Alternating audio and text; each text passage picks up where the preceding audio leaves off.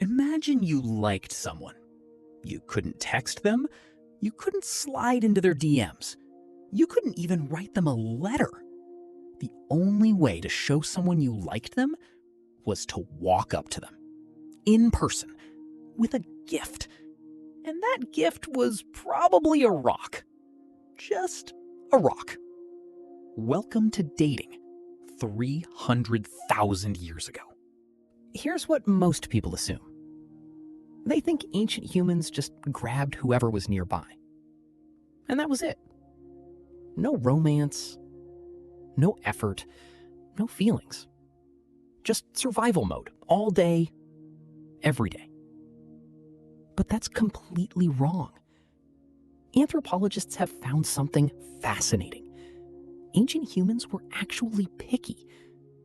Very picky. They chose partners based on health, strength, intelligence, and how much effort the other person put in. Sound familiar? Researchers at the University of Cambridge found something surprising. Prehistoric humans deliberately avoided mating with people too close to them. They actively sought out partners from other groups, sometimes traveling long distances just to find the right person. So no, they weren't just grabbing the nearest human and calling it a day. They were putting in real work. The question is, what did that work actually look like? Let's talk about gifts. Because ancient humans gave gifts while dating. Real ones. And no, not flowers, not chocolates. The first romantic gift in human history was a rock. But not just any rock. A special rock. Rare color. Strange shape. Something you could have kept for yourself, but instead, you gave to them. Historians say this was deeply meaningful. To give someone a beautiful rock meant I found something rare, and I thought of you. That's the ancient version of showing up with a bouquet. And if you were really trying to impress someone, you'd give them an animal tooth. A big one, intact, shiny. The bigger the tooth, the more dangerous the animal you hunted to get it. Suddenly, showing up with flowers seems a little less impressive, doesn't it?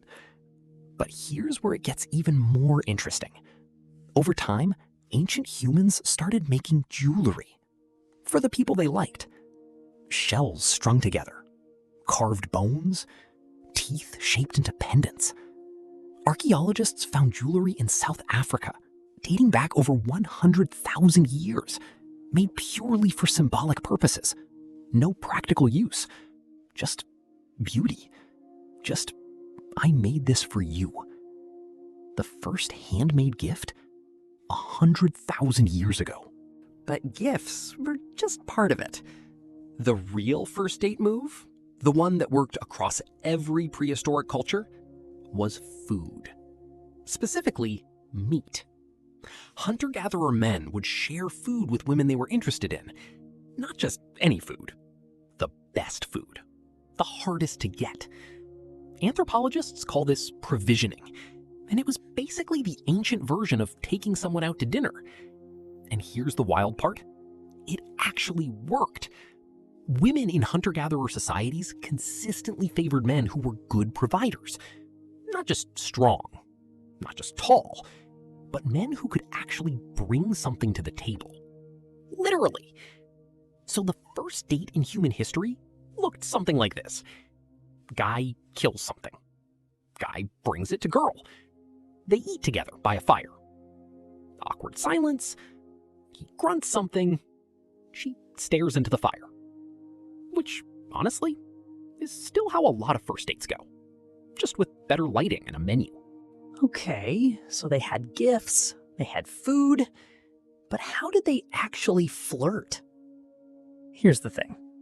No words. No pickup lines. No, hey, did it hurt when you fell from heaven? Just vibes. Pure, unfiltered vibes. Scientists call this mate display behavior, and ancient humans did it constantly. Men would show off their skills, their tools, their hunting trophies, their strength. Ancient humans flexed hard. But women weren't just sitting there waiting to be chosen. Research shows prehistoric women had their own signals too. Jewelry and ornaments weren't just decoration. They were status symbols. A woman wearing a rare shell necklace was signaling that she had connections, that people valued her. She wasn't waiting to be chosen.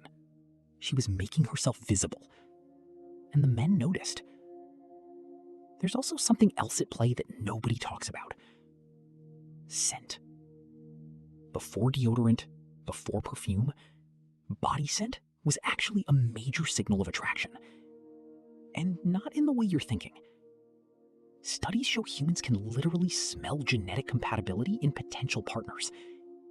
We evolved to be attracted to people whose immune system is different from ours, because that makes healthier children. So when you feel instantly attracted to someone and you have no idea why, part of that is your nose doing math you didn't ask it to do.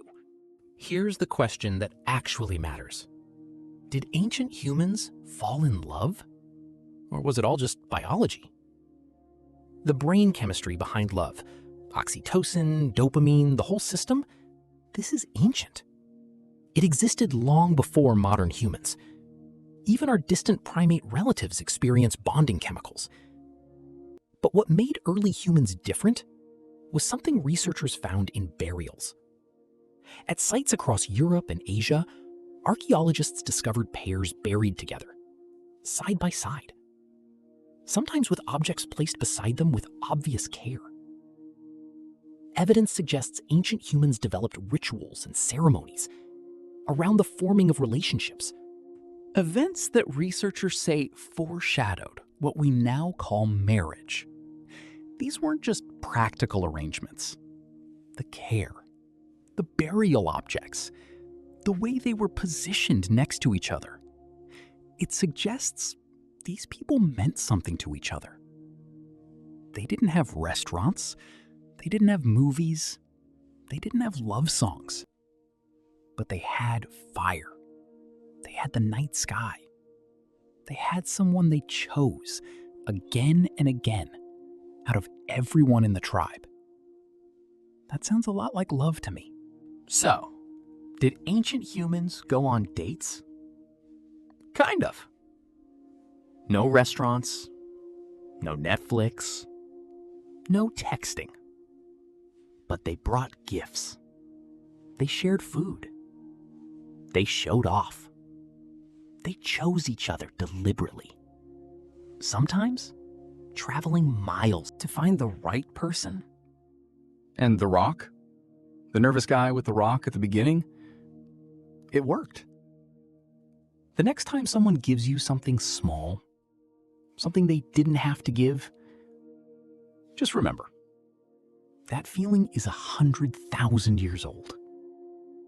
We evolved. Barely.